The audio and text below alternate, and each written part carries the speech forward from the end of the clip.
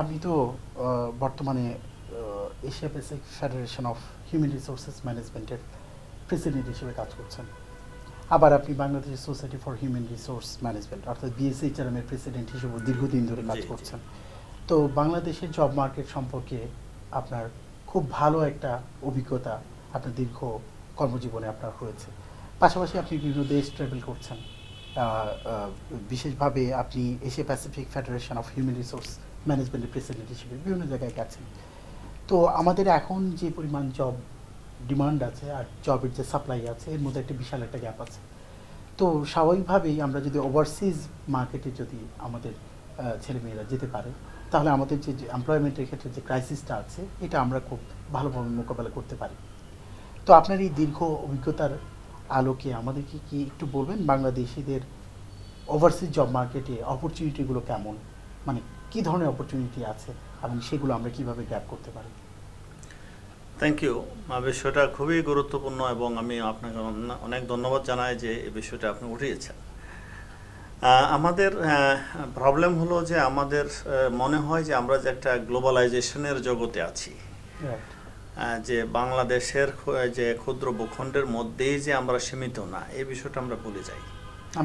যার জন্য আমরা মনে করি যে আমার 16 কোটি লোক কোথায় রাখবো, কোথায় খাবে। কিন্তু কম বেশি 1 কোটি লোক অলরেডি বাংলাদেশের বাইরে আছে, তারা ইনকাম করে বিভিন্ন টাকা পয়সা পাঠাচ্ছেন এবং সেই টাকার থেকে 27 বিলিয়ন ইউএস ডলার কিন্তু আমাদের রিজার্ভ হয়ে গেছে। আপনি যদি বলেন যে তাহলে তো হচ্ছেই, ওভারসিজ মার্কেট তো আছে, আমি বলবো যে এটা অনেকটা অটোমেটিক হয়ে যাওয়ার মতন একটা ব্যবস্থা। ব্যক্তিগত পর্যায়ে বেশিরভাগ লোক চলে গেছে এবং গভর্নমেন্ট হয়তো কিছুটা সাপোর্ট দিয়েছেন। কিন্তু যদি আমাকে জিজ্ঞাসা করেন যে এখানে কি প্ল্যান প্রোগ্রাম করে কোনো ওইগুলি করা হয়েছে কিনা, সেটা আমার কাছে মনে হয় না যে সেভাবে করা হয়েছে। এখন আসুন যে আরেকটা সমস্যা হয়ে গেছে, এই যে প্রায় 1 কোটি লোক আমাদের বিদেশে আছে, এর বেশিরভাগই হলো আনস্কিল। তাতে করে বিশ্বের দরবারে আমরা নিজেদেরকে আবার পরিচিত করে ফেলতেছি যে আমরা একটা আনস্কিল সাপ্লায়ার হিউম্যান রিসোর্সের, আমরা তারাই যাচ্ছি মিডল ইস্ট কান্ট্রি। এবং এখানে আরেকটা সমস্যা হচ্ছে যে আমরা শুধু মিডল ইস্ট কেন্দ্রিক হয়ে যাচ্ছি, অর্থাৎ বিদেশে যাওয়া বলতেই আমরা মিডল ইস্ট আছে এবং মানে হলো আনস্কিল। তো যাই হোক, আপনি যে কথাটা বললেন যে being president of the Asia Pacific HR federation, আমার প্রায় 62টা দেশ আমার এই ফেডারেশনের আওতায়। তো সেই ক্ষেত্রে বিভিন্ন সময় বিভিন্ন জায়গায় যেতে হয়, না গেলেও ওই দেশের লোকজন যারা আসে তাদের সাথে কথা বলে তাদের দেশ সম্বন্ধে অনেক কিছু আমি জানতে পারি। আমি যেটা মনে করি যে আপনি যদি দেখেন যে পুরা বিশ্বে প্রায় 700 কোটি লোক, 7 বিলিয়ন, রাইট। এখন 7 বিলিয়ন লোকের মধ্যে আপনার প্রায় ধরেন 60% লোকই কিন্তু আমাদের এই এশিয়া প্যাসিফিক এই রিজিয়নটার মধ্যে। তাহলে আমাদের কিন্তু একটা বিরাট অ্যাডভান্টেজ হিউম্যান রিসোর্স, এবং প্যাসিফিকটা কিন্তু অত পপুলেশন ডেন্সিটি নাই বেশিরভাগ। আবার তাহলে এসে যাচ্ছে আমরা হলো এশিয়াতে। এখন এশিয়ার লোক যারা আছেন তারাই কিন্তু পুরো বিশ্বটাকে আসলে এক অর্থে চালাচ্ছেন, কিন্তু চালাচ্ছেন হলো সাবঅর্ডিনেট অবস্থানে থেকে, সাবঅর্ডিনেট পজিশনে থেকে। এখন যেমন ধরেন if you go to Middle East, মনে হবে যে উই হ্যাভ টেকেন দ্য মানে contract of cleaning the whole Middle East. তো এখন এটা তো কোনো সম্মানজনক কাজ হলো না। তো সেক্ষেত্রে আমি যেটা কিছুদিন আগে আমি একটা লেখা দিয়েছি, একটা পত্রিকা বের করেছে, হ্যাঁ, যে আমাদের রিপোজিশনিং করা দরকার। আমাদের হিউম্যান রিসোর্স, ওভারসিজ হিউম্যান রিসোর্সের যে ইউটিলাইজেশনটা বা পাঠানো, এটাকে রিপোজিশনিং করা দরকার। কারণ আপনি যদি দেখেন বিশ্বের বহু দেশেই জনসংখ্যা বাড়ছে না, যে জায়গায় ছিল সেই জায়গায় আছে, বরঞ্চ কোনো কোনো দেশে কমেও যাচ্ছে, নেগেটিভ গ্রোথ হচ্ছে। আমি কানাডা যখন পড়াশোনা করতে গেলাম তখন 30 মিলিয়ন লোক ছিল, এখনো 30 মিলিয়ন লোক একটাও বাড়ে নাই, তার মানে গ্রোথ নাই। কিন্তু গ্রোথ তো নাই, প্রতি বছরই কিন্তু 2-3 লক্ষ লোক নিচ্ছেন, নেওয়ার পরেও কিন্তু পপুলেশন বাড়ছে। এখন তাতে করে কি দাঁড়ালো যে অনেক দেশে হচ্ছে মানে নেগেটিভ গ্রোথ হচ্ছে অথবা গ্রোথ হচ্ছে না। আমি যেটা মনে করি যে বাংলাদেশের মানুষগুলি যে পরিমাণ পরিশ্রমী, তাদেরকে যে কোনো কাজে লাগিয়ে দেওয়া হোক, তারা কিন্তু খুবই সাকসেসফুল। এবং এমন অনেক লোককে দেখা গেছে তারা এই দেশে নানান কারণে সাকসেসফুল হতে না পারলেও বাইরে গিয়ে ঠিকই সাকসেসফুল হয়ে গেছে, তার মানে পরিবেশটা ছিল এই জায়গায়। তো সেই ক্ষেত্রে এখন ওভারসিজ মার্কেটটা আমাদের ধরতে গেলে এটা প্রাইভেট সেক্টরের পক্ষে সম্ভব না। Private sector can work with the government. এখন গভর্নমেন্টের যেমন ধরেন কম বেশি দুই একটা দেশ ছাড়া সব দেশেই কিন্তু আমাদের হাই কমিশন। এখন এই হাই কমিশনগুলির কাজ কি আমি সঠিকভাবে জানি না, তবে আমি যে এতটুকু বুঝি যে হাই কমিশনগুলির একটা কাজ হওয়া উচিত যে যে দেশে আমাদের মিশন আছেন সে দেশের অ্যাম্বাসেডর, আমাদের যে হাই কমিশনার এবং তার যে কর্মকর্তারা আছেন তারা ওই দেশে কি ধরনের জনসংখ্যা লাগবে, জব মার্কেটটা কেমন, কি ধরনের জব মার্কেট আছে, কোথায় আমাদের লোক দেওয়া যেতে পারে, একদম আনস্কিল ধরে হাই স্কিল পর্যন্ত। এখন যেমন ধরেন আমাদের ইউনিভার্সিটির তো প্রচুর শিক্ষক আছে বাইরের দেশে পড়াইতে পারে। তখন আমি একটা মানে ম্যাগাজিন পাই, সেখানে প্রতি সপ্তাহে আমি দেখি 5 থেকে 700 ইউনিভার্সিটি টিচারের পজিশন খালি ওয়ার্ল্ডের বিভিন্ন জায়গায়। এখন ধরেন আমাদের হয়তো সরকারের মাথার মধ্যে এই জিনিসটা নাই যে ইউনিভার্সিটির শিক্ষকও পাঠানো যেতে পারে, মানে আমি একদম হাইয়েস্ট লেভেল থেকে শুরু করলাম। তারপর ধরুন ইঞ্জিনিয়ার পাঠানো যেতে পারে, ডক্টর পাঠানো যেতে পারে। আমাদের ডক্টররা তো খুবই রিনাউন্ড এবং ইঞ্জিনিয়াররা। এখন এটা এবং বাংলাদেশে তো প্রাইভেট ইউনিভার্সিটিগুলো বিকশিত হওয়ার কারণে আসলে হায়ার এডুকেটেড লোকজন, এবং এটা কিন্তু সম্ভব, কিন্তু সম্ভবটা করতে হবে খুব সিস্টেমেটিক ভাবে। এবার আমি একটু বলি যে কিভাবে এটা করা যেতে পারে। এখন ধরেন যদি আমাদের মানে অ্যাম্বাসেডর যারা, আমাদের হাই কমিশনাররা যারা থাকবে তাদেরকে একটা জব ডেসক্রিপশনের মধ্যে দিয়ে দিতে হবে যে তোমার একটা কি পারফরমেন্স ইন্ডিকেটর, যেটাকে আমরা কেপিআই বলি, যে তোমার একটা কেপিআই হবে যে তুমি ওই দেশে বাংলাদেশের কত লোক সংখ্যা ওইখানে নিয়ে তুমি এমপ্লয়মেন্ট করতে পারবে। তো সেটা করতে গিয়ে তুমি কি করবা, তুমি একটা অ্যাসেসমেন্ট করবা যে ওই দেশে কোন ডিসিপ্লিনগুলিতে লোক লাগবে। সেক্ষেত্রে আমাদের এমন হতে পারে যে ওই ডিসিপ্লিনের লোক আমাদের হয়তো রেডি নাই, সমস্যা নাই, আমরা তৈরি করব। বিভিন্ন ইউনিভার্সিটি আছে, ইনস্টিটিউট আছে, ট্রেনিং ইনস্টিটিউট আছে, তাদের মাধ্যমে আমরা তৈরি করব। সাপোজ আমার প্লাম্বার দরকার, আমার প্লাম্বার ওইভাবে নাই, প্লাম্বার তৈরি করতে 6 মাস লাগে। এটা কোনো বিষয় না, কাগজপত্র প্রসেস হইতেও 6 মাস লাগে। মেসন দরকার, এবং আপনি জানেন যে অনেক সময় অনেক বিবিএ এমবিএ পাস করা ছেলে মেয়ের থেকেও একজন প্লাম্বার অনেক বেশি বেতন পায়। তো সেই ক্ষেত্রে আমাদের ধরেন এই জাতীয় কাজগুলি কিন্তু ওই নেটিভ লোকগুলি করতে চায় না। যেমন কানাডা আছে, সুইডেন আছে, আরো যে সমস্ত দেশগুলি আছে, ওই দেশের লোকজন এই জাতীয় কাজগুলি করতে চায় না। অথচ এই জাতীয় কাজগুলির পয়সা কিন্তু অনেক বড় পজিশন থেকে অনেক বেশি। দেখা গেল যে আপনি একজন প্লাম্বার আনলেন, তেমন কোনো কিছুই কাজ করলেন না, $100 তারা দিতে হলো, যে সে যা আসলো। তো সেই জন্য আমাদের যেটা আমি যেটা বলতে চাই যে আমাদের এমবিসিগুলি যদি সেভাবে যদি তারা করে একটা অ্যাসেসমেন্ট করে, সেই অ্যাসেসমেন্ট করে তারা দেশে একটা রিপোর্ট পাঠাবে যে আমার এখানে এই জনসংখ্যা লাগতে পারে, জনশক্তি আমরা পাঠাতে পারি, এবং কি কি রিকোয়ারমেন্ট সেটা দিয়ে দিল। এখন বাংলাদেশে যেমন আমাদের Bangladesh society for human resource management আছে বা অন্যান্য প্রফেশনাল সোসাইটি আছে, তাদের সাথে সরকার একটা যোগাযোগ করে একটা ফ্রেমওয়ার্ক তৈরি করতে পারে, প্ল্যাটফর্ম তৈরি করতে পারে যে আমরা কিভাবে লোকগুলিকে আমরা রেডি করব। যেমন ধরেন আমাদের অ্যাসোসিয়েশন, আমরা তো ভলান্টারি, আমরা তো will never charge any money. তো বা অনেক ইউনিভার্সিটি আছে, তারা কিন্তু অনেক সার্টিফিকেট কোর্সের মাধ্যমে বিভিন্ন রেডি করে দিতে পারে। ইউনিভার্সিটি তো ডাজ নট মিন যে আপনি শুধু মাস্টার্স পিএইচডি এবং গ্রাজুয়েশন দিবেন, আপনি ডিপ্লোমা দিতে পারেন। যেমন আপনাদের এখানে তো আমরা ডিপ্লোমা দিচ্ছি। তো সেই ক্ষেত্রে আমার মনে হয় যে ধরেন সে আমি 100 দেশ যদি আমি ধরি, সে 100 দেশ থেকে আমার 100 দেশের রিকোয়ারমেন্ট আসলে হ্যাঁ কম বেশি হইতে পারে। এখন আমাদের এখানে যারা যেমন ধরেন বৈদেশিক কর্মসংস্থান মন্ত্রণালয় যারা আছে, তারা এটাকে একটা সামারাইজ করে তারা বাই ডিসিপ্লিন তারা একটা রেডি করে সেরা বাংলাদেশের কিন্তু এরকম বহু মানে ইনস্টিটিউট আছেন যারা এটা করে দিতে পারে। এবং সেটা যদি করে দেয় তখন আপনি দেখা গেল যে কন্টিনিউয়াসলি একটা অ্যাসেসমেন্ট হলো, কন্টিনিউয়াসলি আমরা স্কিল ডেভেলপমেন্ট করি, কন্টিনিউয়াসলি আমরা একটু পাঠালাম। আবার কিছু আছে যেমন ধরেন আমাদের যেমন সে যদি এমবিএ চা আমাদের তো তৈরি আছে, আবার কিছু আছে যেমন ডাক্তার চা আমাদের হয়তো ডাক্তার তৈরি আছে। এখন তো ধরেন আমাদের সরকারি মেডিকেলের বাইরেও প্রাইভেট মেডিকেলের মাধ্যমে অনেক গ্রাজুয়েট আসতেছে। ইঞ্জিনিয়ারদের বেলাও ধরেন আমাদের সরকারি ইউনিভার্সিটি, প্রাইভেট ইউনিভার্সিটি, তো এবং তাদের কোয়ালিটি যে খারাপ সেটা আমি কখনোই বলবো না। তো সেইভাবে কিন্তু আমরা মানে এইভাবে তৈরি করতে পারি।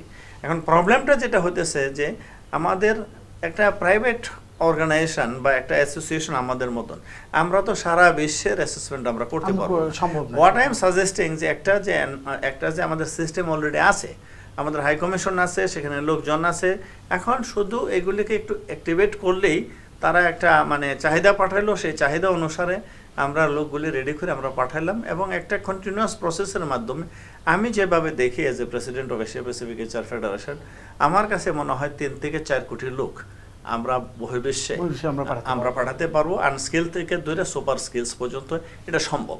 কিন্তু এখানে গভর্নমেন্টকে একটা লিডারশিপ রোল নিতে হবে, অন্যরা গভর্নমেন্টের সাথে কাজ করবে, অর্থাৎ অন্যরা যে সাপোর্টিং, হ্যাঁ, কারণ লিডারশিপ রোলটা গভর্নমেন্টের নিতে হবে। এবং এখানে যে জিনিসটা আর একটু খেয়াল রাখতে হবে যে আমাদের যেন কোনো দালাল বা তারা এই প্রক্রিয়ার মধ্যে মহতি কাজটার মধ্যে কোনো ঝামেলা সৃষ্টি না করতে পারে, অর্থাৎ কোনো ইন্টারমিডিয়েটস রাখা যাবে না।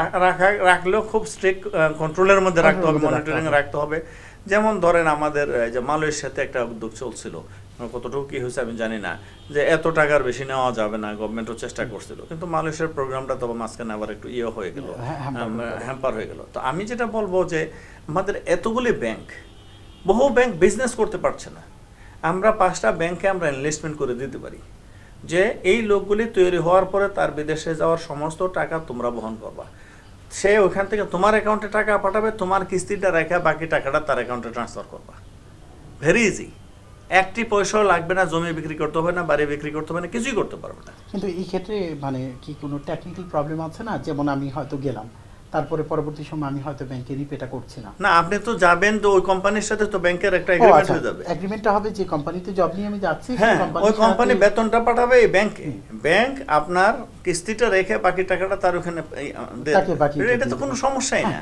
যেমন ধরেন আমি ওভারসিজ জব করেছি, আমি কেয়ারে যখন ছিলাম আমি ওভারসিজ জব করেছি, আমি স্ট্যান্ডার্ড চার্টার্ড ব্যাংকে আমার টাকা চলে আসছে, মানে ওখানে হয়তো লোকালি খরচ করার জন্য আমার হয়তো পকেট মানি কিছু আমি পেয়েছি, কিন্তু মূল স্যালারিটা আমার এখানে চলে আসছে। এখন ধরুন আমি যদি স্ট্যান্ডার্ড চার্টার্ড ব্যাংক থেকে যদি আমি লোন নিয়ে থাকতাম, সে $10,000 প্রতি মাসে আমার আসছেন, $2,000 হলো আমার কিস্তি, এই $2,000 কেটে রেখে বাকিটা আমাকে দেবে, এবং এখানে গভর্নমেন্ট যদি গ্যারান্টিড থাকে এটা তো কোনো অসুবিধার কোনো কিছু না। আর ধরেন হয়তো 1000-এর মধ্যে একটা অ্যাক্সিডেন্ট হলো, এটা তো এমনিও হইতেছে, এমনি লোন দিলে কি সব পাওয়া যায় নাকি? তো সেই জন্য আমার কথা হলো যে এটা মানে খুবই সুন্দরভাবে করা সম্ভব, চাহিদা নিরূপণ থেকে দূরে সেটা যে ফাইন্যান্সিং, এই সমস্ত বিষয়টা কিন্তু একদম গভর্নমেন্ট যদি একটু চেষ্টা করে তাহলে খুব ভালোভাবে এটা করা সম্ভব। এবং সেখানে গভর্নমেন্টকে সহযোগিতা করার জন্য আমার মনে হয় আমাদের অ্যাসোসিয়েশন সহ এরকম যে বিভিন্ন প্রতিষ্ঠান আছেন, ইউনিভার্সিটি আছেন, সবাই কিন্তু এই ব্যাপারে সহযোগিতা করবে। এবং এইভাবে করতে পারলে এখন যে পরিমাণ লোক আমাদের আছে তার 4 গুণ লোক যদি আমরা পাঠাতে পারি, এই দেশের বোঝাটাও একটু কমলো, আর আমাদের ফরেন ইনকামটাও কিন্তু অনেক বেড়ে গেল। এবং এটা কিন্তু গিয়ার আপ করবে, এবং সেখানে মনে রাখতে হবে শুধু আনস্কিল লোক দিয়ে কিন্তু আমাদের মার্কেট হবে না, আমাদের আনস্কিল থেকে সুপার স্কিল। আরেকটা বিষয় হলো যে আমাদের তো স্কিল নাই, স্কিল না থাকলে স্কিল তৈরি করবো, আমাদের তৈরি করার প্রতিষ্ঠান প্রায় শতাধিক ইউনিভার্সিটি আছে, আমাদের বিভিন্ন টেকনিক্যাল ইনস্টিটিউট, সরকারি বেসরকারি ইনস্টিটিউট একদম উপজেলা থেকে দূরে সেরা ঢাকা পর্যন্ত আছে। কাজে আমার মনে হয় না কোনো সমস্যা আছে। এখন এই সমন্বয়টা খুব দরকার, এই সমন্বয়টা মানে সরকারি বেসরকারি সমন্বয়, এবং ওগুলিকে অপটিমাইজেশন করতে হবে। আমি বলি ভোকেশনাল ট্রেনিং ইনস্টিটিউট অনেকগুলি আছে, আন্ডার ইউটিলাইজড হয়ে আছে, অনেক ডিস্ট্রিক্ট লেভেলে পলিটেকনিক বা যে টেকনিক্যাল ট্রেনিং সেন্টার আছে এগুলি আন্ডার ইউটিলাইজড হয়ে আছে, 2 শিফট 3 শিফট পর্যন্ত তো চালু করা যেতে পারে। তো এই জিনিসগুলি আসলে আমাদের এখন চিন্তা করার সময় আসছে, কারণ আমাদের অপটিমাইজেশনটা করা খুব জরুরি হয়ে গেছে, effective and efficient utilisation of the resources এখন সময় আসছে। আমাদের বহু সরকারি বেসরকারি ইনস্টিটিউট বা ইউনিভার্সিটি আছে যেগুলি অনেক সময় অবসর সময় পড়ে থাকে, তো সেইগুলিকে ইউটিলাইজ করে। যেমন আপনাদের এখানে আমরা ডিপ্লোমা চালু করি, আপনাদের এক্সিস্টিং সিস্টেমের মধ্যে আরেকটা ডিপ্লোমা চলতেছে, আরো 10টা সার্টিফিকেট কোর্স চালান দেখবেন চলবে, তাতে হবে কি আপনার অপারেশনাল কস্ট রিডিউস হয়ে যাবে, অর্গানাইজেশন প্রফিটেবল হয়ে যাবে। তো এই জিনিসগুলি কিন্তু চিন্তা করলে খুবই সম্ভব, কিন্তু এখন চিন্তা করা আর জন্য যে মানে একটা প্ল্যাটফর্ম দরকার, সেই প্ল্যাটফর্মটা গভর্নমেন্টকে আমাদেরকে দিতে হবে। এবং আপনি সুন্দর একটা কথা বলেছেন যে গত 10 বছর আগেও কিন্তু আমাদের তেমন সফট স্কিল ডেভেলপমেন্টের জন্য কোনো ট্রেনিং ইনস্টিটিউশন ছিল না। তো যখন কর্পোরেট হাউসগুলোতে সফট স্কিলগুলোর উপর ইম্পর্টেন্স দেওয়া হলো, সফট স্কিল ডেভেলপ করার জন্য বিভিন্ন ইনস্টিটিউশন তৈরি হয়েছে বাই দিস টাইম।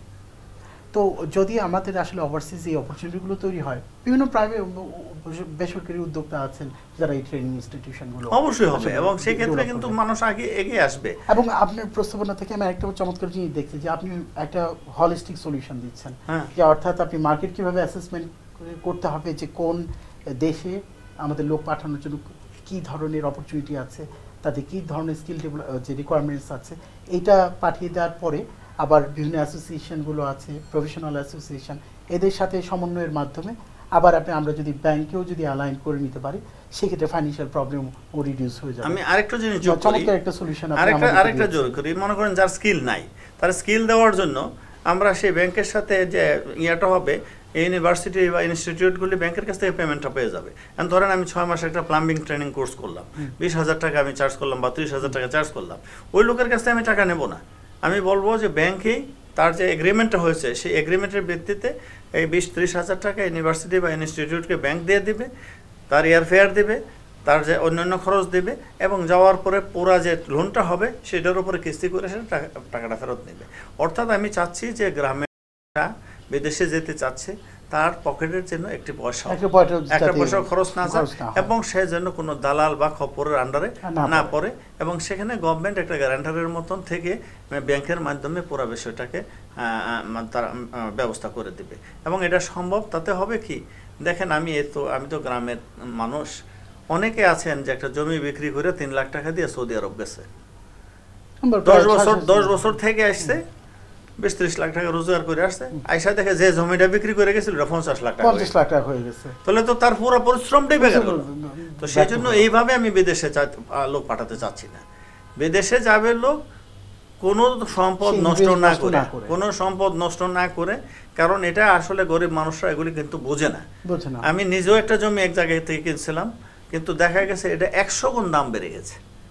এখন এই যে 100 গুণ দাম বেড়ে গেছে, এই লোকটা যদি 2 জনম চাকরি করে, তাহলে যতটুকু জমি বিক্রি করে সে বিদেশে গেছিল, অতটুকু জমি আছে করতে পারবে না। কাজে ওইভাবে কিন্তু বিদেশে গিয়ে হয়তো আমাদের রিজার্ভের মধ্যে বাড়ছেন, কিন্তু ওই লোকটার কিন্তু কোনো লাভ হচ্ছে না। তো সেটা একটু আমাদের চিন্তা করতে হবে। হ্যাঁ, আপনি চমৎকার একটা ইন্টারেস্টিং পয়েন্ট বলেছেন যে আমাদের দেশের লোকজন তো যাচ্ছে জমি বিক্রি করে, অধিকাংশ ক্ষেত্রে গ্রামের মানুষ জমি বিক্রি করে যায়। আসলে আপনি কস্ট বেনিফিট মানে অ্যানালাইসিসটা খুব চমৎকার করেছেন, কারণ এর আগে আমি এই ধরনের অ্যানালাইসিস কখনো শুনিনি। যে আসলে খুব চমৎকার একটা পয়েন্ট, যে হয়তো সে 5 লাখ টাকা বিক্রি করলো জমিটা, আবার সে 10 বছর পরে দেখা যাচ্ছে এই জমির দাম হয়তো 50 লাখ টাকা হয়ে গেছে, সে টোটাল রোজগার করছে 30 লাখ টাকা, তার মানে তার নেট লস প্রায় 20 লাখ টাকা। খুব চমৎকার একটা আপনি অ্যানালাইসিস করেছেন। তো আবার আপনি একটা হোলিস্টিক সলিউশনও দিয়েছেন যে এই প্রবলেমটাকে আমরা কিভাবে যে ওভারকাম করতে পারি, এবং আমরা আশা করছি যে আমাদের এই ভিডিও অনেকে দেখবে, তো তার মধ্যে থেকে গভর্নমেন্টের কেউ যদি দেখে, সংশ্লিষ্ট কর্তৃপক্ষ এই ব্যাপারে না, আসলে এখানে আপনাকে একটু অ্যাড করি, ঠিক আছে, এটা তো অবশ্যই দেখবে জনমত এবং একটা সচেতনতা দরকার। আমরাও কিন্তু আমাদের অ্যাসোসিয়েশন থেকে বিভিন্নভাবে চেষ্টা করছি যে গভর্নমেন্টের সাথে এক হয়ে এই বিষয়ে কাজ করার জন্য। আমাদের একটা সুবিধা আছে কি, আমাদের অ্যাসোসিয়েশন ভলান্টারি, আমরা কাজ করি ভলান্টারি, কাজে আমাদের কথার মধ্যে কোনো স্বার্থ খুঁজে পাওয়ার কোনো সুযোগ নেই। তো সেই ক্ষেত্রে আমরা যদি করি কিছু, সেটা সম্পূর্ণ ভলান্টারি ভাবেই আমরা করি, মানুষের উপকারের জন্য করি। যেমন আমাদের অ্যাসোসিয়েশনের বাইলজের মধ্যে আছে আমাদের কোনো কিছু নেওয়ার সুযোগ নাই, আর আমাদের অ্যাসোসিয়েশন সেরকম ইনকামও নাই। তো সেই জন্যই আমাদের সকল কাজকর্ম ভলান্টারি কনসেপ্ট থেকে যেহেতু হয়, সেক্ষেত্রে গভর্নমেন্টের সাথে হোক আর নন গভর্নমেন্টের সাথে হোক, আমরা কাজ করলে যাদের সাথে কাজ করি তার উপকৃতই হবে। রাইট।